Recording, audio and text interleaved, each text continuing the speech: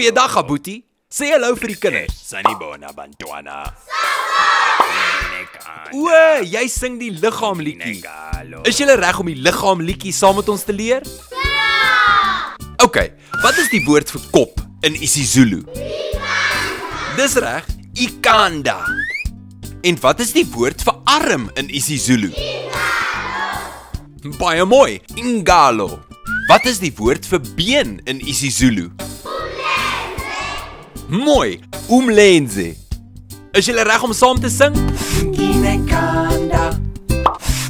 Nginengalo. Nginomlenze.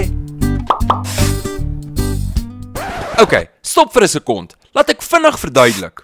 Ngina beteken ek het. Maar in isiZulu sit ons die woorde saam. So ngina plus ikanda word nginekanda. Want A plus I is E. Nginekanda. En ngina plus umlenze word nginomlenze. Want A plus I is O. Nginomlenze. Wat is die woord vir hand in isiZulu? Dis reg, isandla.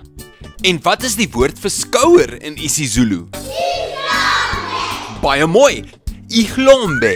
Wat is die woord vir voet in isiZulu? Dis reg, unyawo. Is julle reg om saam te sing? Nginesandla. Nginehlombe. Nginonyawo. Kan julle vir my sê wat die woord is vir oog in isiZulu? Dis reg, iglo. En wat is die woord vir oor in isiZulu? Baie mooi, indlebe. En wat is die woord vir mond in isiZulu? Dis reg, umlomo. Is julle reg om saam te sing? Nginezindlebe. Nginamehlo. Nginomlomo. OK, stop gou-gou. Laat ek vinnig verduidelik. Het julle agtergekom dat die woord vir oor is indlebe, maar die woord vir ore is izindlebe. En wanneer ons ngina saamsit met izindlebe, word dit nginezindlebe.